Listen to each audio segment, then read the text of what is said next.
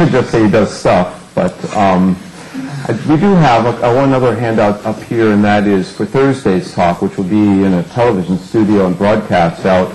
I do have Thursday handouts behind me here, so if after this is done, it's titled, Oops, did you mean to share that?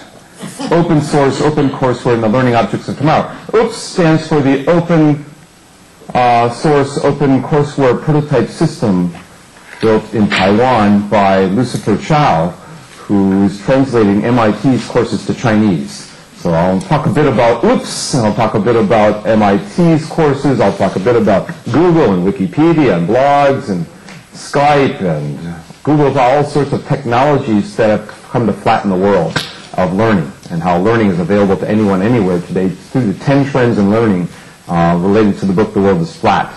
So if you're interested in how the learning world has become flat, grab that handout. I'm going to be turning that into a book, I hope, at some point. Also, as you mentioned, there is a flyer on the Handbook of Blended Learning, so if you're interested in that, grab one of those. Yesterday, some of you were with us. How many people were with us yesterday? And I'll try and go a little bit slower here today, although some people were, I said earlier, I'll go a little slower. Some people said yes, some people said no, so we'll go in between. Today's talk will be more of a linear talk as opposed to yesterday's, where we bounced around between 10 different research projects. We also did some theory on the front end. That's why I kind of did a lot. I added all the theory stuff yesterday onto there. If you want my publications, all you need to go to is publicationshare.com, or if you run down here real quick, I brought a few more CDs with all my publications on them, and there were a couple people yesterday that wanted a copy that didn't get one. Where's your, where? There's someone over there. Didn't get the way in the back. Pass it over that way. That's to them, yeah, that's to them. And you're going to have to run down here. There's two of you. Okay, there's two left. Okay, sorry. I'll bring some more tomorrow. We'll see.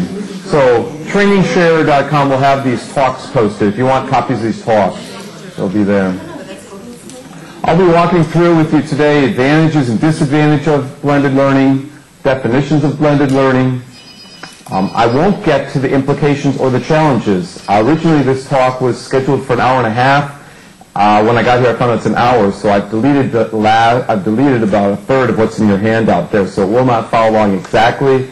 But the implications and the challenges are in my chapter of the Handbook of Blended Learning, which is free. You can download my chapter. If you go to my homepage, go to articles, or go to Publication Share, and you can download Chapter 1 and 39 of the book. Chapter 1 gives the definitions of blended learning and the models of blended learning, which I'm going to walk through for you today. It's written by my co-editor, Charles Graham, from Brigham Young University. And Brigham Young is the right name for him because he looks young. Okay? And Charles is an engineering and computer science kind of person, very organized. We worked really well together because I had skills at certain things, and he had the organizational skills that got this book the little story behind this book is that Idea Publishing contacted Charles for a handbook on blended learning. And I said, well, let's go with Pfeiffer, Josie Bass, John Wiley, which markets better. And so we went with them. Idea Publishing does good books, but we were originally contacted by them, but we decided to go with Pfeiffer, and that's why it's just come out. So I'll go through all the way through examples. I can talk about implications at the end if we have time. I'd be happy to do that if we do, in fact, have time. Before we get into some of the models of blended learning, let me see whether or not we have anyone here who's designed, any designers of blended learning courses. Almost a third. Anybody who's taken a blended learning course? About 20%. And anyone who's taught a blended learning course? Okay. Anyone who doesn't know what I mean, and they're here to get clarity on that. Okay? A few honest people. All right? Now, we've been doing research, as I mentioned yesterday, survey research on people who have been doing a lot in technology and education, and we found about 20% of them had been doing some blended learning as of today. But blended learning might be about 40, 50, 60% of people in the next couple of years. It might be, some people predict, 80, 90, 100% of all learning will be blended in some ways. Now, that will depend on the definitions of what blended is. And there are many definitions of what blended is. The president of Penn State University a few years ago said that blended was the most unrecognized trend in education. This was in 2002, 2003. The head of the American Society of Training and Development, ASTD, said it was a top 10 trend in the corporate world. So both in higher ed and corporate training, blended learning is very much on the tip of people's tongues. We've done surveys in both environments and found the same numbers coming out. Now, there are typically 3 definitions of blended learning. Now, Deborah's asked me while she's walked in here, what was your, let me see if I can give you a microphone here and you can pose the question. I asked Kurt what is the difference, or if there is a difference between hybrid learning and blended learning. Sometimes I see them with a slash, sometimes I see them separate, and I wanted to learn today what the difference is. Okay. Does anyone out there know the difference? Want to give us a definition? Hybrid learning. If you look up hybrid in Webster's dictionary, what do you find? The mixture, the interbreeding of 2 or more species of animals to create a mongrel. Now, how many of you are going to use hybrid anymore for the definition of use of your courses? You're creating a mongrel of a course. Okay. Now, the blended learning definition out of Webster's will mean combining 2 or more elements or mixing them together to create something new. And that's potentially a better definition for blended.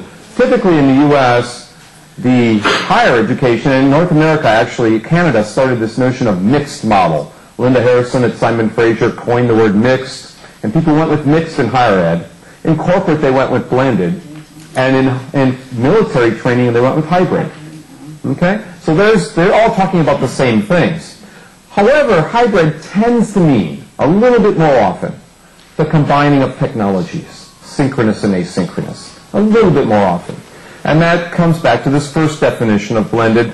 Blended learning means the combination of a wide range of learner media, instructor-led, web courseware, job aids, webinars.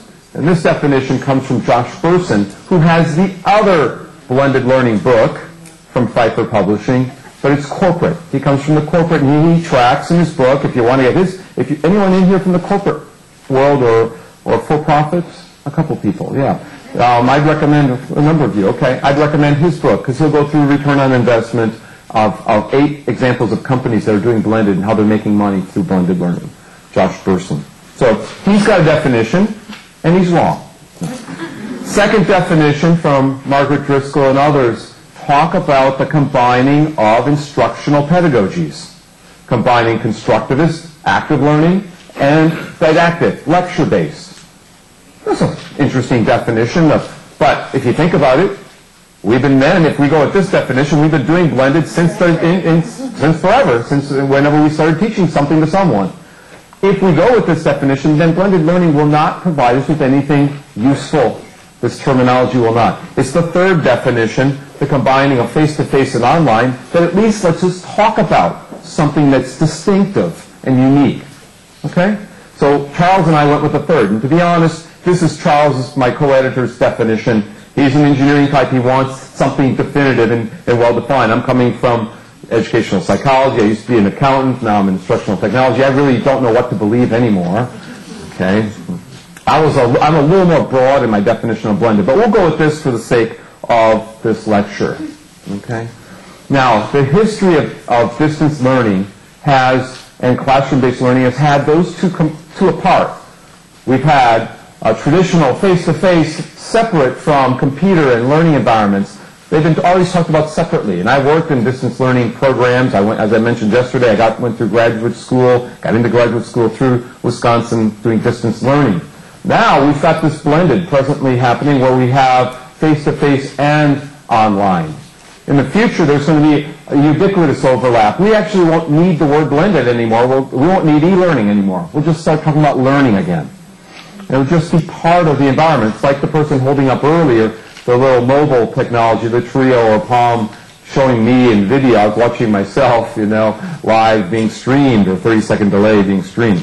These are just tools in our environment that we have to think thoughtfully about how we're integrating them. Yes, it's interesting to see some interesting new technology and use it, but why are we using it and where are we using it?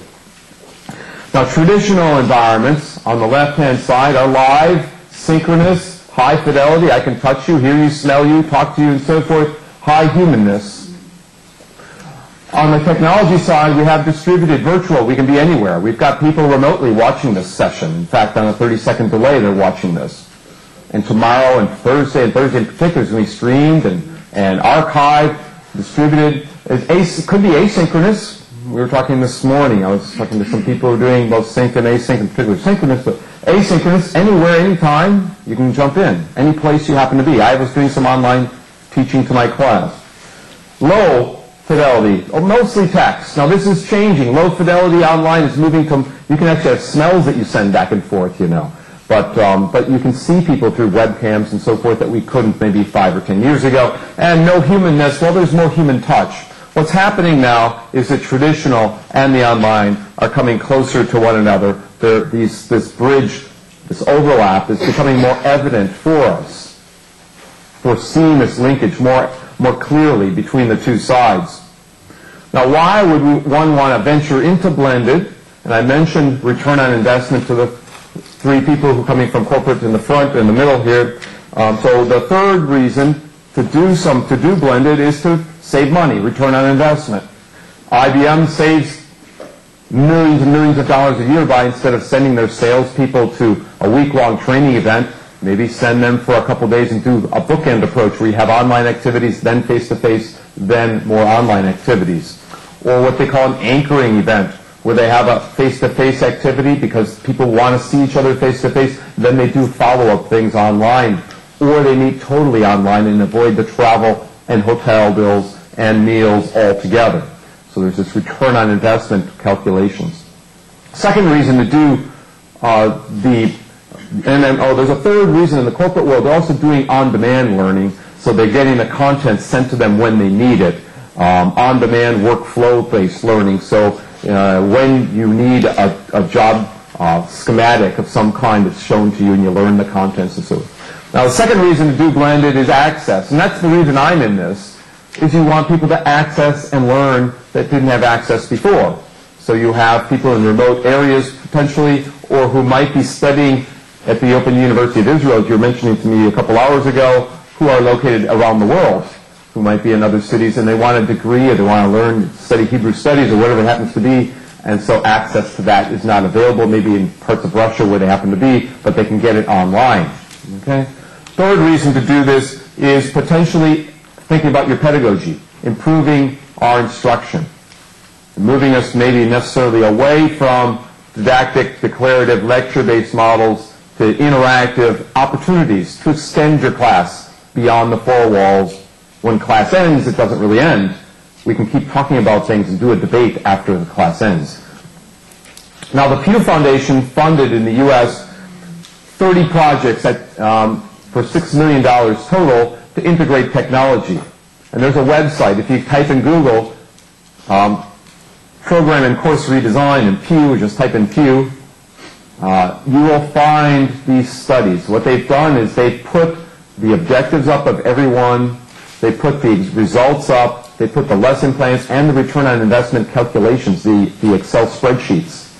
You can actually see the lesson plan, and these were early college classes like Spanish, biology, chemistry, statistics, algebra, whatnot. Foreign, a lot of early introductory classes they helped redesign because these were classes where students were dropping out. Huge dropout rates of 50-60% at large college classes. We looked at these 30 classes and we found they fell in a range. They fell in a range from face-to-face classes which were supplemented with technology, so web supplemented or enhanced classes, to those that were fully online classes. Those with the little hole in the square means they had optional face-to-face meetings. In between, we had courses that were 1/3 blended or 1/3 online, half online, 2/3 online. What was interesting here is that 25 out of 30 of these classes showed learning gains by integrating technology. It's a true technology success story that people are not aware of. The other 5 showed no differences, but 25 out of 30 showed significant differences. In all cases, retention went up. Dropout rates went down. And what they don't talk about is that most of these courses were blended. They talk about being technology integration, but the vast majority were blended in some ways. You can see that they earned more A's. They did better on concept retention tests. They scored a full point higher on writing assessments, so forth and so on. Again, the dropout rates went from 50% to 30%. Doesn't sound like, you know, they've still got a dropout problem, but, you know, there are a number of trackings there. The advantages of blended are many. And you'll notice I'm skipping slides because I deleted a third of this talk. So you've got that, but you still have it in your handout and you can follow along. Number one is increased learning. I just showed you a slide talking about increased learning, increased retention, better papers, higher scores, because we get both face-to-face instruction and we get online instruction. We get both. Number two, you don't have to worry about parking your car somewhere necessarily. So you save on physical space. You don't have to build as many buildings. The University of Central Florida, how many people have been to Orlando? And even I'm going to be there next week and the week after, actually. Yeah, Orlando, they're going to have the SITE conference, Society of Information Teacher Education, in 2 weeks. I'll be there. Anyone going? No? Not this time. You've been. Well, they're going to have the largest university in all of Florida in the next couple of years. I don't know if you're aware, the University of Central Florida is going to be bigger than Florida State and the University of Florida because they're doing blended learning.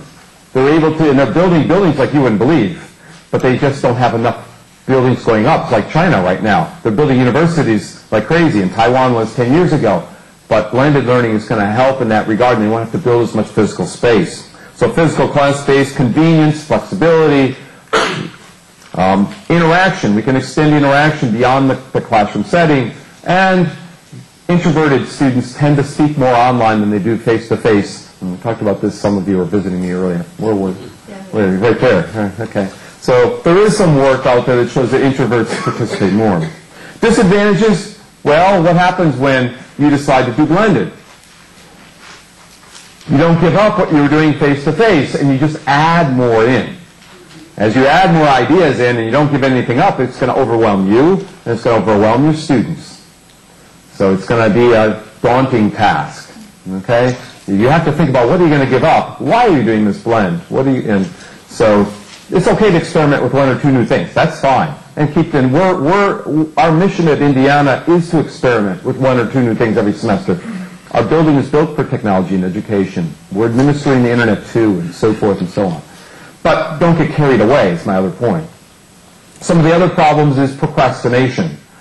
Once you move towards an online from fully face-to-face, everyone thinks, well, I'll do it tomorrow, I'll do it the next day. Students will sign up for a fully online class, for instance, and think it's going to be easier than a face-to-face, and they find out it's actually harder than face-to-face. It's the hardest thing that you ever did teaching. It's the hardest thing they ever did taking a class.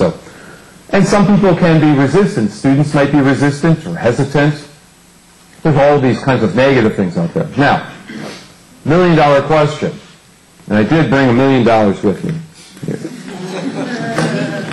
I don't know where we're printing these $1 million, but I do have a number of $1 million bills I'm going to hand out.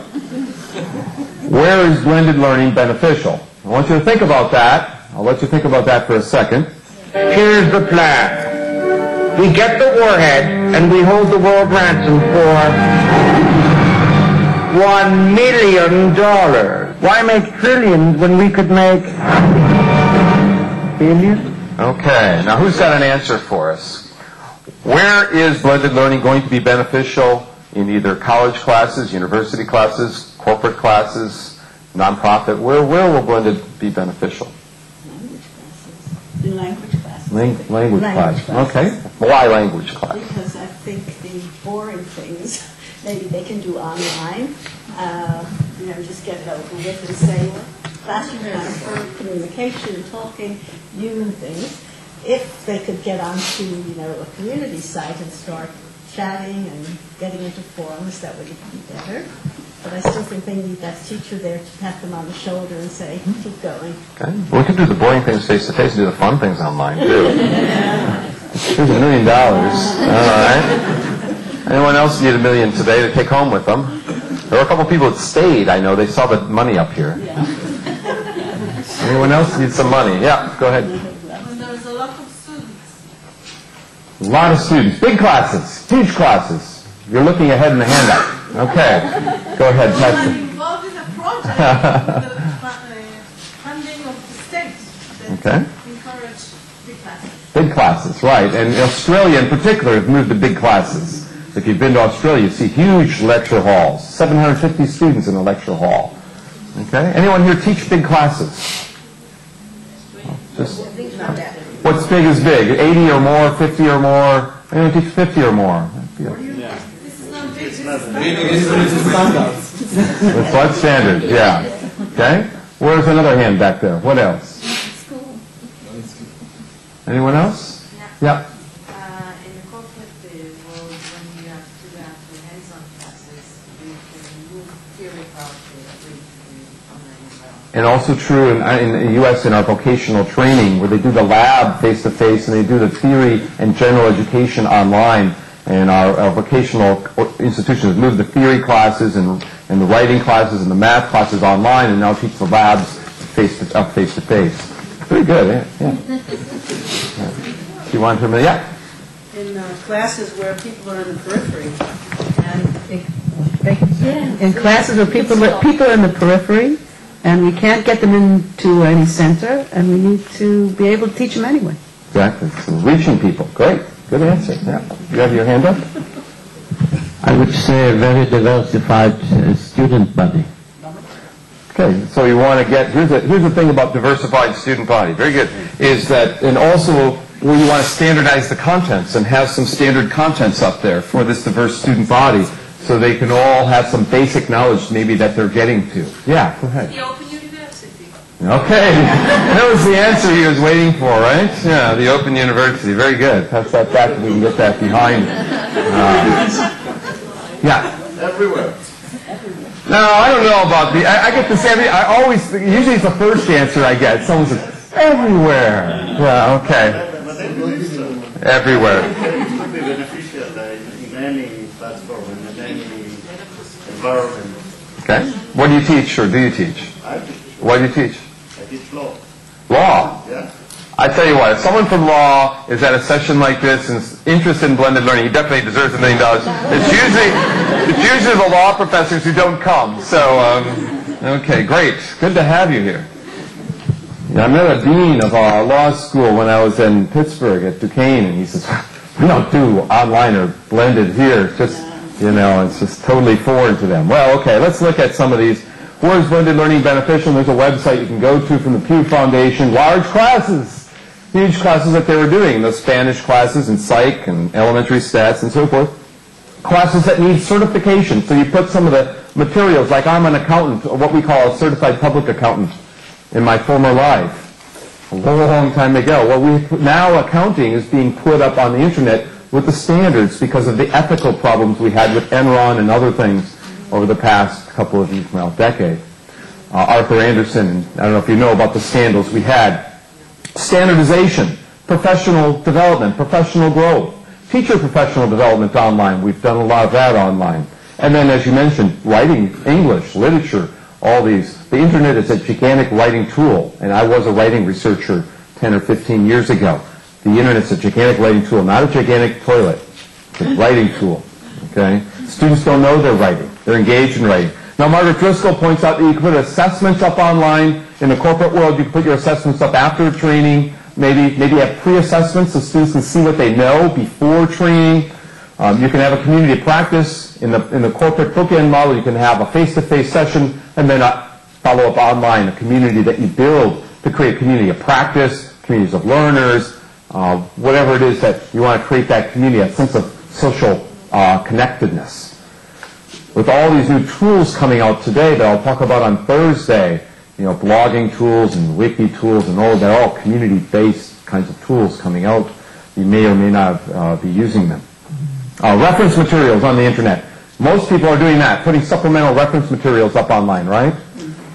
How many people have put reference materials in their classes on the internet? Okay, right. So office hours, maybe not so much. Mentoring, coaching, access to experts, email. The Handbook of Blended Learning has people coming from corporate, higher ed, nonprofit, the World Bank, Department of Defense. We've got IBM, Sun, Cisco. We've got universities in Israel, the University of Tel Aviv, China, New Zealand, Korea. We went all over to try and get stories from people about what they see happening around the world. And we found 39 different models of blended learning. We have 39 chapters, 39 different ways to approach blended. There's no one way to blend. You're going to have to create a blend that's appropriate for your students and your institution. We did find some similarities. Some people blend at the course level, some at the program level, some at the institutional level, and some at the activity level. Let me explain. At the activity level, you might have a class that doesn't quite finish. You might have a role play or a debate, so you put it on the internet to finish class. You didn't plan to be using the internet. It just happened that it's available. That'd be an activity-related blend. Okay? So in the first instance here, over here we've got face-to-face instruction, instructor with students. Down here we move online because we didn't finish our class. Now at the course level blend, we might have students located here in Israel, in Renanin, or in Tel Aviv. Here we've got students and instructor. And now we've got some online students or video conferencing students coming in from a distance. This would be a course level blend, where we've decided our class is going to extend beyond our university to other locations. We might have instructors coming from multiple locations. We might have an instructor here, but other places. So we might do synchronous blending, where we have students who are located on site with you, next to you, but also students coming in from a distance. So you might be using tools like Interwise, like what you're using, and you might want to just save, just for 1 minute, what you're doing, where you're at. We have an early college project with Bar-Ilan. We use Interwise to transmit computer science courses to high school students in the periphery. And you're looking for partners. Yeah. So tomorrow she wants to talk to people, to find people to connect with. So here we're using Centra, having students at Charles Graham's school there at Brigham Young, face-to-face, and other Arizona, Southern Utah, and Idaho connecting in. Course level blend. It's pre-decided. The World Bank is doing course level blends as well. At the World Bank, they are getting out the information that people have access to, or the technologies they have access to. So here in day 1 or session 1, we might print our materials out or go to the web and get background readings, introduce a topic. Day 2, have a discussion, and we comment on our work online. We might have a small group discussion online. Here we might research individually, we might discuss with people. Here on day 3 or session 3, we might apply our material and maybe meet face-to-face. So online, face-to-face. Day 4, we might go back to the web for more self-paced. Day 5, we might go to a face-to-face meeting. Day 6, we might have an in-country group discussion. So Rwanda group will talk to one another. Those in Kenya will talk to one another. Those in U.S. and so forth. So in-country discussions. Then we might go back to self-paced homework. So they go back and forth in this course-related blended approach. It's not important that you understand all 8 sessions. The point is to understand what they're trying to do here. At the University of Central Florida, which I mentioned earlier, will be the largest university in Florida soon, they've designated all their classes as E classes, M classes, and W classes. E classes are web-enhanced classes. The M classes are mixed or blended classes, and W are fully online. Students can pick whatever one they want. You want a W class, you get a fully online. You want a blended class, you take the middle route. You want a web-enhanced, now they really won't need E classes anymore because everybody's doing enhanced or supplemental. At the University of Illinois, Springfield, they got a grant to take every class they teach, a fully online and a face-to-face version, and students can pick one or the other. It's the first university that I know of in the world that has every class both ways. The same faculty does this? Same faculty. Same faculty. So how many courses taught twice? At the University of Illinois Springfield, they have every course, by the year 2010, every course will be taught twice. They don't have everyone up yet. At Central Florida, that's not necessarily the case. They might have a class only as an M, or they might only have it as a W, but it's designated in the course catalog which way it is. So it's a unique course catalog. At the University of Phoenix, go ahead. Yeah. They get paid twice. If they teach the class twice, they're teaching it face-to-face and online. However, at my university right now, in my department, they're teaching a blend where we have a face-to-face and some students coming in for distance, and they're being paid once. So it depends on the university. And it depends on the department, actually, sometimes, because our business school pays them twice, okay, in the same university. So I can't generalize. Yeah. Excuse me, the meaning is that all the contents in those three options are the same? Good question. Okay, yes, that's what it means. All the content should be the same. Now, it depends again on your university. The university can say, we're going to allow you to have different contents. We're going to allow you to teach differently. It's either a department decision, college decision, or it's a decision someone has made. In some cases, they'll let you create something unique and just go with it. And that's the way my university, my school tends to let us try out something new and see, might develop a new course altogether eventually. Great question, though. Excuse me? Yeah. So where is the advantage of using the technology? For example, the interactive option, the web-based programs. What's the advantage of using the technology? Okay, as in Central Florida, the advantage of technology is they're growing so fast. Their big advantage is infrastructure. They've built an infrastructure for online that will allow them not to build as many buildings, not to have as many parking structures. So it's an administrative advantage. Now for students, it can be an advantage of extending your class a little longer and so forth, as I mentioned earlier. You know. So you can have your class extending beyond the face-to-face. So if you're doing blended, you can have more communities being built, potentially. More discussion, more reflection. So reflection becomes the key. And I'll give you 30 examples in a little bit that will maybe clarify the advantages. It's a great question. He's giving me two good questions. He probably deserves $1 million. I bet you he's looking for the $1 million. Why don't you go ahead and pass him $1 million?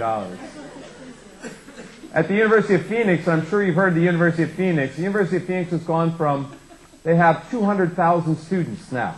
100,000 online, fully online, 100,000 face-to-face, and 7,000 blended. Now you might say to me, it doesn't matter about blended. Only 7,000 out of over 200,000 students. But it's their newest model, and they're going to be moving to mostly to blended model. They have two types of blended models, a local blend and a distance blend. In the local blend, the students are nearby. They're close enough that they can meet sometimes face-to-face.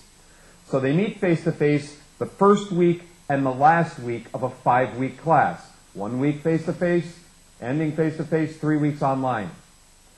In the distance blend, they'll do 5-week class with half of the first week and half of the last week online.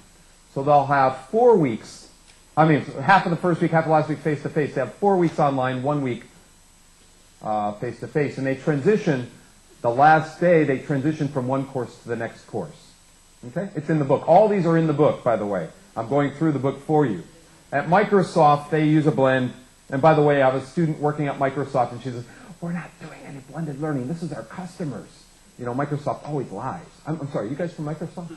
Oh, okay. All right. So, anyways, I was visiting Microsoft a couple of months ago and told them where software was headed. That was really interesting, as if they didn't know, you know. But, anyways, they might have live instructor training, satellite video conferencing, coaching, virtual classrooms. They have self-paced, self-study manuals, online resources, and chat, instant messaging, and news groups for communities.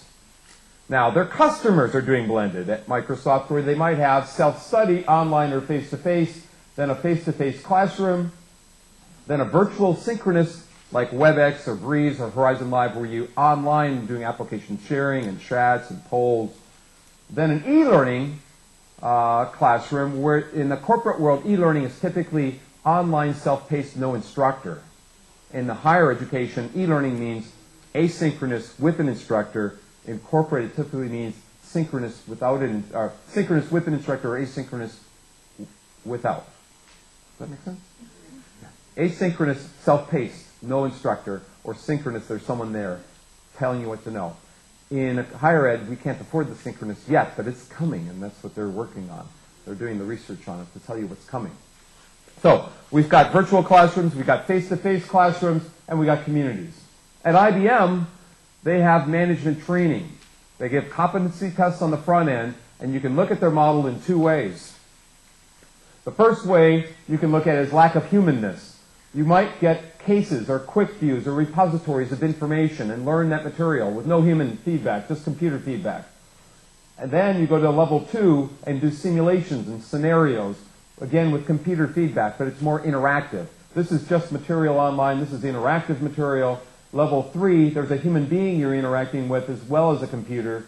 You're doing a virtual community, e-labs, discussions, virtual classrooms. And at level 4, it's a face-to-face setting where you only work with humans, no computers. So you can look at it as a level of humanness that they need. One way is to think about, we only go to the highest level we need. When we're done, we learn the content, we can push on. The other way to think about it is they've divided up their normal face-to-face training into 4 parts. Now it's less face-to-face training, less costly. They're offloading some to the internet. Okay? That's the way IBM's doing this for management training, like an MBA online in effect.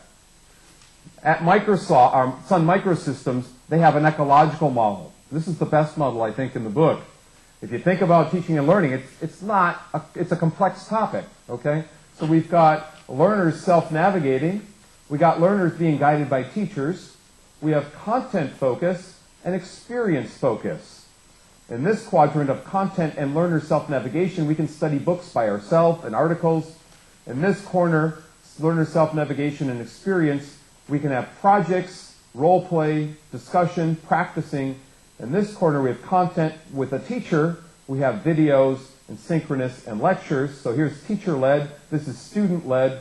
This is practicing with other people, with other learners. And here's a coach coming in with a computer lab, practice labs, and experiments, experience, and guides.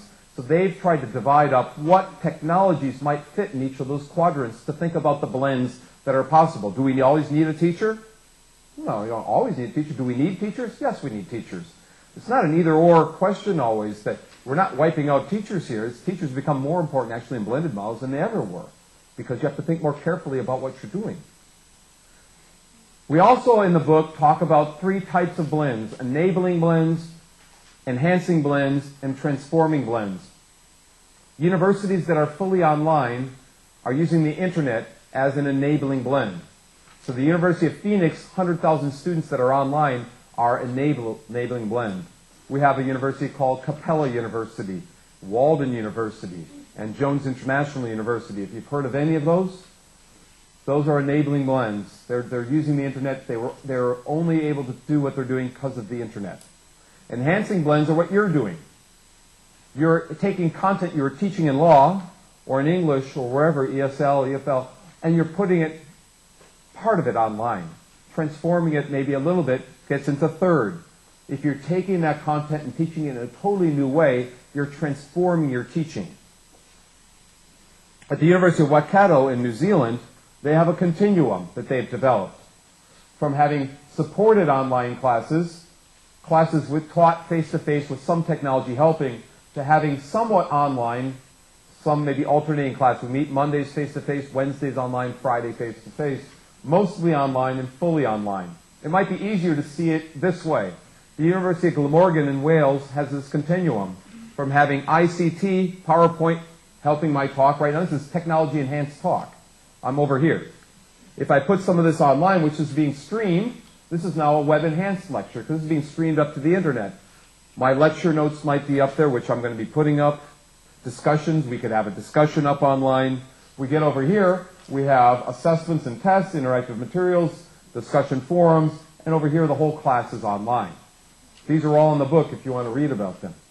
Transforming blends, the military has moved away from lecture training to giving people augmented reality glasses and other kinds of training that are possible. I actually have a student who did a dissertation on augmented reality, built a company around it. This is really what's happening. They're trying to move into virtual worlds for their training and doing training through massive gaming. They want to train management and leadership skills through massive gaming approaches, to be honest. And I just wrote a paper on that and where their research needs to go. So they've transformed their classes from boring face-to-face to somewhat interactive online augmented virtual reality. At Edith Cowan University in Australia, Ron Oliver and his colleagues, and Ron Oliver is one I'd recommend you go to his website. Every article he's ever published is available in preprint format. It's type Ron Oliver, Australia, you'll get to his website. They took their research methods class and made people researchers. Ron Oliver is probably the most similar to my perspective on things, by the way, as a little aside, but beyond, well beyond where I can ever be. He's great. And he's in the book. And he's got this researcher notion where you're a researcher pulling out papers and research subjects and assigning people to groups and all sorts of things. They've transformed the class. They've created a simulation out of it. Tonight, one of my students arrives on an airplane at 5:36. He's been my student for 14 years. My first class at Indiana was his first class at Indiana. He developed a tool called SimTeacher, and he's been researching it and defends his dissertation in 2 months. He just sent it to all the readers, and he got on a plane to come here to visit. And so he's going to be here tomorrow. You can talk to him about SimTeacher. In effect, he's transformed teacher education with his SimTeacher model. It's available free on the internet. You go to simteacher.org. You can get involved and use SimTeacher and talk to him about it. You interview for a job as a teacher. You solve case problems that are represented. You can actually create your own schools that are available to solve. So what can we say about blended learning then? Blended learning is everywhere, and resistance is futile. Okay, so resistance is futile. We wish to improve ourselves. We will add your biological and technological distinctiveness to our own. Your culture will adapt to service ours. Okay, resistance is futile. All right. Well, let's look at 35 examples, actually 30. I deleted 5 that weren't as important last night. So let's just take a look at 12 problems and 30 solutions. One problem, students miss class. They're absent from your class. What are you going to do? What can you do? I had a class that I video streamed. In fact, last night's class I taught. I wasn't even there. My postdoc took over. It's video streamed. I can watch it. I can see what happened in my class last night. Apparently it went pretty good. They were happy I wasn't there. I don't know. So, what can you do when you miss class? You can video stream your classes. I had a student who walked up to me last spring and he said, Dr. Bunk, I want to take your creativity class. I'm in your theory class. I want to be in your creativity class. I said, no, boy, you can't take it. I said, why not? Well, we're in the 3rd week of the class. It's an 8-week class and you're too late. So he came back the next day. Dr. Bunk, I need your class. I don't want the theory class. I want the creativity class, applied class. My father's a creativity professor in the School of Business, and he says I should have it. And I said, I like your father, but you can't have this class.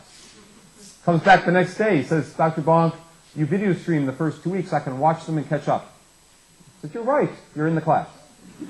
Okay? So why do you video stream boring talking heads? Well, there's a reason why you do it. People miss class. They go to conferences. They're sick. They decide to switch classes. They think you're boring teaching theory classes, whatever. Number 2, you lack facilities and time. Students can't make it every week, da-da-da-da-da. At Brigham Young, they've gone to alternating their English class, meeting 3 times. Once a week, they meet instead of 3 times a week. 2 times a week, they meet online doing their English class. Okay? Alternate. Does anyone alternate their classes? Alternate. They meet online Mondays and online Fridays. Wednesdays, they meet face-to-face. People have been doing this for more than a decade. Foreign languages, putting your grammar and pronunciation and spelling and all these exercises in learning Spanish or Italian or whatever language you're wanting to learn. Problem number 3, web supplemental activities. Putting materials up on the web that supplement your class. Now, that's what most people are doing, right? Supplementing their classes. In my classes, we have polls. I survey people. Here I had a little poll. I said, who would like to go to a lecture being done on Friday afternoon during our class? I let them vote on this. If we go to this lecture, we're going to have class for 1 hour longer, or 2 hours longer this day, on a Friday afternoon. How many students do you think voted yes? They all voted yes. If I told them we're going to have class longer on a Friday afternoon for 1 or 2 hours, they would have killed me. No way. But it's democratic. The internet allows a vote or a polling. It's a way to supplement your class, having weekly polls. Now, one of our business professors polls his students in management every week, and he pulls out the minority point of view before the majority dominates discussion. So he has a poll he puts up every week before face-to-face. He supplements his class with online surveys, online polls. This anatomy professor at Penn State built a website for the muscular system. He had 177 students in his class. How many of those students do you think went to his website out of the 177? No one, he says. It was for their final exams. All of them. Now, how many people around the world do you think found this website? 200,000 students in the month of December last year went to this website to get ready for final exams. He shared the internet. The internet's become a tool for sharing. Okay? This is a fascinating success story. This professor changed the world with one activity. You can change the world too with one thing pedagogically that you do in your classes. You just don't know when it's going to happen. Problem number 4, students want more control over the contents. They want to be more active in their learning. What can you do? Professor at Berkeley used a tool I developed called SurveyShare to have his students doing market research with companies in the Silicon Valley, in San Jose. I have this tool called SurveyShare. You give me a card, I'll make you a free user, by the way. But his students all did market analysis, research, real-world research. My students are doing real-world research, surveying people, polling people. This website won an award last year from Merlot. If you go to merlot.org, you can get 12,000 free learning contents from anthropology to zoology. 28,000 instructors are sharing contents that are peer evaluated. M-E-R-L-O-T, like the wine, merlot.org. But it's not the wine. This site on Gettysburg, the North fighting the South, you can get historical documents. Students can explore newspapers, census records, read diaries, which are like blogs of the time. You can read about brothers on different sides of the war. Okay? And I just watched Taeguk-gi, which is a brotherhood of the war from Korea. We'll get North and South Korea. So I have a Korean son. My father fought in the Korean War. I want to read about all this. Similar to this website. They're showcasing events that led to the war and after the war and so forth. They learn a lot. Question was raised in the back. Yeah? Excuse me, in case that the website is used for supplementary material. Yeah. How do you keep the motivation of the students to enter again and again to the website and to continue learning, and how it is related to the assessment of the final exams? One of the ways to do that, to have them come back, is to use recursive activities. So you might do an initial paper, a draft of a paper, and build on it. It's maybe initially an individual paper becomes a team product or a final product. So you want to get them into this, not just once, but come back to it with multiple activities, interactive, kind of a spiral where they become more difficult. And they start with just a simple reflection on what they know about this to actually digging in and finding information and connecting disparate pieces of information together. That's one approach to how to get them involved in this content more heavily. Another way to get them involved in any content online is to have them evaluate the contents and do a critique of it. One thing that you could do that's a real-world activity is who's ever designed this, you could have your students with an activity where they're evaluating and giving a report to the developer of the contents. Then they're doing a real-world kind of activity for someone with a goal in mind. So think about not just having them explore the website, but what are some possibilities to build some authenticity within the activities? What is your evaluation of their learning going to look like if it's a problem-based learning activity like this? Some of the things that you can look at would be, I do dimensional scoring, so I look at their final product for cohesiveness, completeness, persuasiveness, uniqueness, idea generation. So I have 10 points for every subscale. I'm looking at maybe 80 points total, and every one of my dimensional scores will be different depending upon the assignment. I'd be happy to share some of those with you, but problem-based learning, you don't get into necessarily declarative facts, but you could. You could test them on declarative knowledge. One of the ways you test them on declarative knowledge is you have them build a glossary of what they've learned, and you actually grade their glossaries. You have them write a textbook-like definition, not a textbook definition, and a story based on their personal connectedness, their life to this concept, or something they've seen in the real world. So if you wanted to learn declarative facts, you can have them do glossaries, you can have them do concept maps of high-level ideas they got from this website, low-level ideas, and you can grade their conceptual structures. You can have them create timelines of events that they learned from this. What's the timeline that you learned? I have them create, and then actually I have them present these timelines in class, or these concept maps in class, as posters. Okay, lots of things you can do. Preparing for the profession. Number 5, students aren't ready for the profession that they're entering into. What can you do with them? You can bring them to the professional site if you're teaching engineering or social work or accounting. And in some cases, they have conferences that are being video streamed, like this one tomorrow will be video streamed. You can have your students attend a conference in Hawaii, the virtual Hawaii conference held every year, since they can't afford typically to fly to Hawaii and they don't have the time to. So you can have one thing is to apprentice your students into that discipline by writing to people that might be available through chat. Some of these professional organizations have a person you can contact who will mentor your students. Chat with your students. You can watch videos, conferences, archived records. Here I have Jay Cross, who has the foreword to my book, who's in the perfect e-storm with me.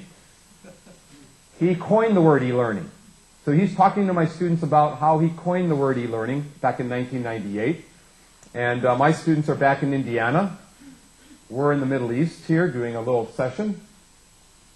Number 11, video interviews. Here they're teaching people how to do a psychiatric interview on the internet. You can watch a counselor, a psychotherapist, a psychologist, learn what it's like to be a psychologist or an algebra teacher or a social worker by watching a video of their best practice. We actually have created the Inquiry Learning Forum of best practices in math and science teachers. You can watch them and compare them to state standards and whether they're meeting standards. A webinar, an online synchronous seminar that you can have polls, application sharing, synchronous video instruction, chats. You can have a guest expert come into your class for a chat discussion. Interviews. Students can do interviews. This is a high school student doing an interview at the Florida Virtual High School, the largest high school in the U.S., 20 to 30,000 students at the Florida Virtual High School. Here they're getting questions that they should ask a financier or a business manager. The student goes out into the real world bank, interviews someone, and summarizes what's it like to be a banker. Virtual surgery. I don't know if any of you are in the medical field. Anyone here? Medical fields? Nursing? Patients only. So here you have you can have online surgeries. You can watch them. Autopsies online. Nurses can learn how to give shots online. Okay? Close your eyes if you don't like shots, okay? I don't like blood. He said he was dead. Oh, he's not dead. Not yet. Your life as it has been. He's dead, Jim. Okay. Oh, that's impossible. Okay. A couple more. I guess we're running out of time here. Collaborative skill deficits, online collaboration, using Word as a collaborative tool to have people interact in Word, having track changes and edit comments in Word, having students post their final reports in a gallery tour of their work. You can post their galleries. We post all their work at the end in a website for the class, so having a final product. If students aren't making connections and reflections, you can build reflection questions in online. You can have portfolios of students' work posted online.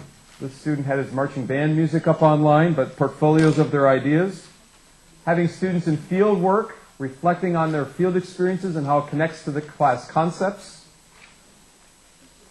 Yesterday I talked about the ticket program with teachers, having teachers getting trained how to integrate technology, and we had a website for them where they shared their ideas. They came and met with us at Indiana, but online they shared their ideas in a community of teachers. Visual contents, you can watch the weather now online. You can do chemistry experiments online. You can do mathematical equations online. Healthcare, visual concept maps, flowcharts.